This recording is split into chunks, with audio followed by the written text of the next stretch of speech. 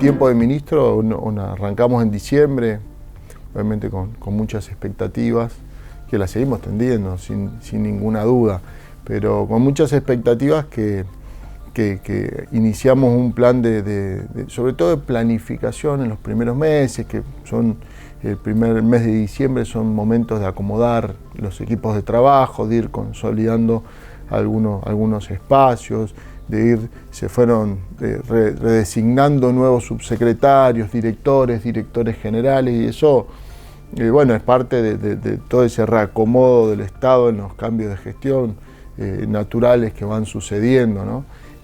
A partir de ahí, en enero principalmente, fue un mes de planificación de trabajo, y arrancamos en febrero ya, y ya a mediados de enero, en realidad íbamos medio en paralelo con un trabajo desde el primer día territorial, de acompañar a los intendentes también, que muchos de ellos arrancaban una nueva gestión, otros continuaban, pero obviamente se genera también ese enlace entre los gobiernos municipales y provinciales. Y rápidamente en marzo, pues ya los primeros días de marzo, ya más o menos nosotros vislumbrábamos la pandemia, ¿sí? Si bien ya para fines de marzo se estableció el aislamiento, fue en realidad anteriormente que había empezado a tener un impacto. Entonces la verdad que la gran parte de nuestra gestión hasta ahora, por lo menos estos primeros 6 meses, han sido meses de pandemia, ¿no? Fueron 100 días, casi un poquito más, de pandemia. Entonces nosotros nos cambió un poco esa planificación que habíamos establecido a principio de año. Y lo que hemos hecho en realidad fue concentrar acciones, es decir, priorizarlas en términos de urgencia, en términos de necesidad, y en base a eso lo que hemos hecho era concentrarlas. Hemos concentrado mucho más trabajo durante la pandemia, que por ahí acciones que no teníamos, que la teníamos prevista para más adelante.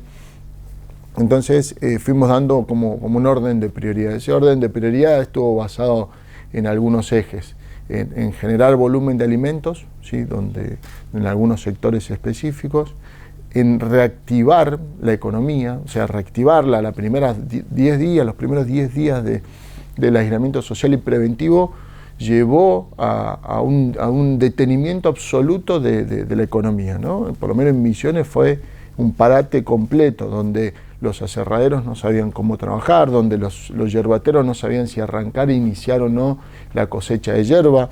El sector tabacalero, que nosotros estábamos en plena discusión de precio, ya casi finalizando esa etapa, costaba mucho poder definir si iniciábamos o no. Y nosotros el día 20, que se inició el aislamiento social y preventivo, que fue viernes, el sábado a la mañana nos juntamos en el ministerio con gran parte de los subsecretarios, hicimos un análisis que fue parte de lo que después condicionó el trabajo de estos días hasta el día de hoy, que fue el Producto Bruto nuestro, el Producto Bruto provincial, está concentrado en algunas actividades, que es el sector agroindustrial, el sector turismo, el turístico, y comercio y servicio. Ese es el grueso de nuestro PBI.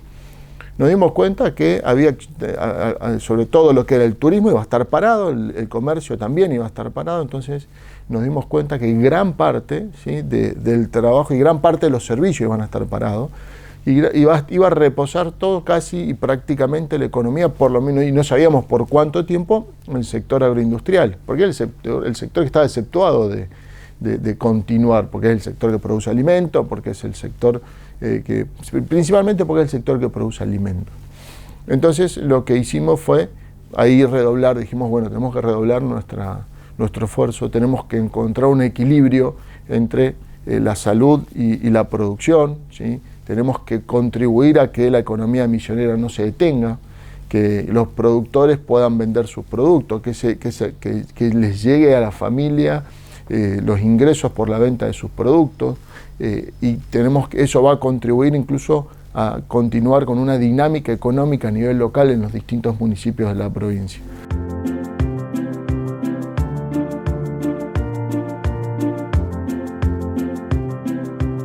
En algunos sectores impactó positivamente. El sector yerbatero hemos visto que es un sector con un nivel de demanda de yerba que es brutal, histórico para la provincia, entonces ha hecho que el precio de la yerba aumente desde el acuerdo de precios que se acordó en 2070, pero que en realidad la yerba estaba ya vendiéndose y comercializándose en 22 y hoy se está comercializando más o menos en 34 o 35 pesos. Estamos hablando de 12 pesos sobre 22, estamos hablando prácticamente de más de un 100%, ¿no? Perdón, de un 50% de aumento, 50 y pico por ciento de aumento en 4 meses. Y con una demanda absolutamente alta, eso repercutió en los trabajadores rurales, o sea, en el sector yerbatero fue sumamente positivo. Entendemos que hubo un incremento del consumo porque el mate se empezó a tomar en forma individual, se empezaron a tomar algunos recaudos, sobre todo en las zonas urbanas grandes, y eso tuvo un impacto en el consumo. El sector forestal se vio bastante afectado y fue en un proceso creciente, es decir, tuvo una afectación bastante importante en las primeras semanas de pandemia, negativo en ese sentido, porque cayó, obviamente se paró la construcción, se paró la economía, y el sector forestal depende de otros sectores y de otros eslabones económicos.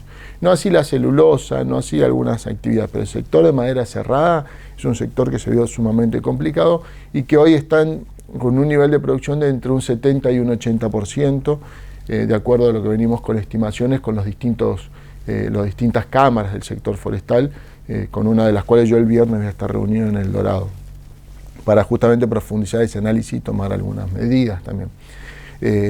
Después hubo el sector de alimentos fue un sector de consumo creciente, también fue positivo en ese sentido. El sector hortaliza empezó a demandar mucho más para el consumo local de los misioneros. Eso fue de la mano también, por ejemplo, con la apertura y el crecimiento y el reposicionamiento de los mercados concentradores, que son un espacio de comercialización que abrieron más días, le dieron más continuidad, que tienen buenos precios. Entonces la gente también se volcó en un momento difícil de la economía doméstica. Lo que hizo es volcarse a comprar en los lugares donde es más barato, ¿no? Entonces tuvo como una masiva compra, se empezó a masificar la compra en esos lugares, las ferias francas. Entonces lo que empezó a haber es más demanda local. La demanda local vino también a la mano porque la logística entre provincias, de las verduras, de las hortalizas que venían de otras provincias, se complejizó un poco. Se complejizó porque hoy están pidiendo COVID, porque hay un montón de cuestiones que las provincias mismas empezaron a limitar los pasos y los ingresos a las provincias. Entonces, eso fue una oportunidad también para nuestros productores. Entonces, nosotros salimos con un plan de inversión. El sector hortícola, a más de 250 productores, lo que hicimos fue generar una ampliación en la inversión. Entonces, le entregamos prácticamente invernáculos con sistema de riego, con plástico, con paredes, con plantines para cortar el ciclo productivo y en 30 días ya puedan tener hortalizas de hoja o lo que sea, de frutos, distintas producciones. Entonces, lo que hicimos fue salir a invertir. En el sector apícola hicimos lo mismo. Dijimos, bueno, vamos a iniciar rápidamente la cosecha, pero vamos a invertir plata en comprar azúcar, en comprar insumos básicos para que la producción aumente y en 2 o 3 meses se pueda hacer otra cosecha. Y lo mismo hicimos en el sector lechero. Salimos a comprar semillas para generar pasturas, para generar justamente inversiones en alimentación animal, que eso repercute directamente en los litros de leche de los animales, ¿no? por cabeza.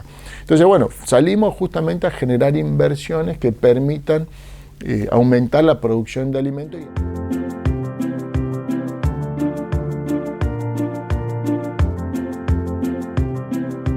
Tenemos las producciones más tradicionales, ¿no? Que son la yerba mate, la forestación, el té, la ganadería. Creo que esas son las más tradicionales y de ahí viene todo un universo de actividades que son más nuevas, ¿no? La horticultura está por ahí en un proceso intermedio, la citricultura no tiene muchos años, la citricultura vino de la mano con el plan de reconversión en su momento que se hicieron de productores tabacaleros.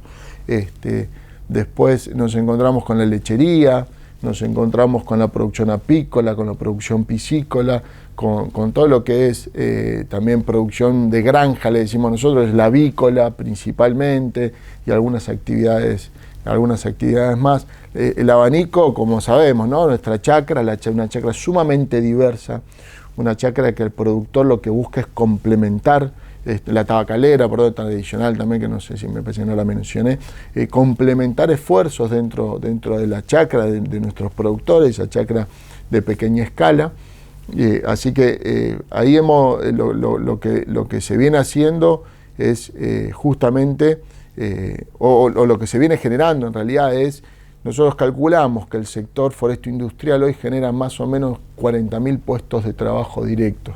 Esos son en forma directa.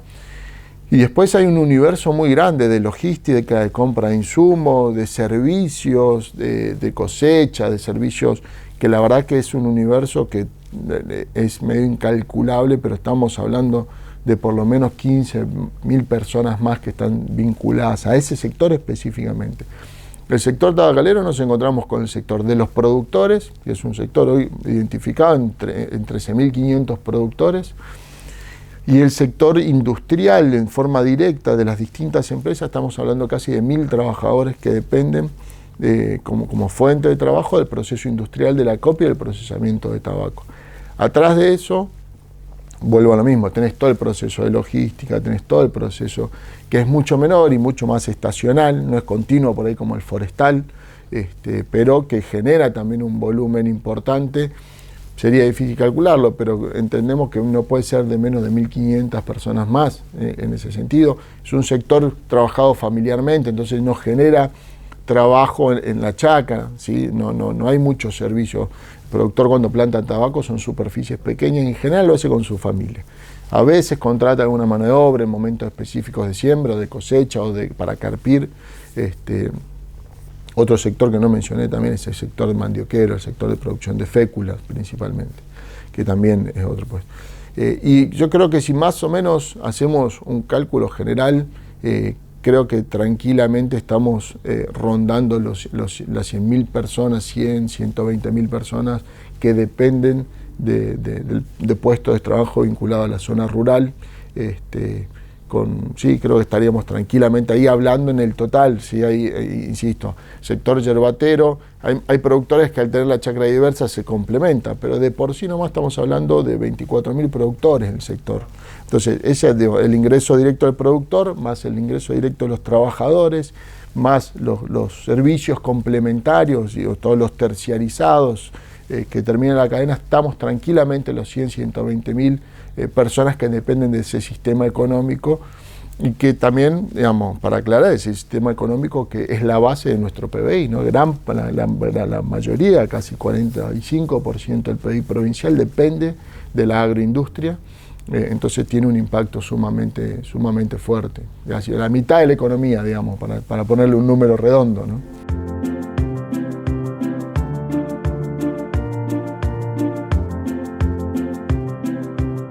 El plan ganadero tiene varias aristas, es amplio y no es solo un plan que lo establece y lo impone de algún modo el Ministerio. Es un plan que el Estado provincial genera herramientas y el Estado provincial, digo, no solo el Ministerio, sino también la Secretaría de Agricultura Familiar de la provincia y el IFAI, lo que intentamos es complementar esfuerzos y lo que hacemos también es atender como distinta escala de productores.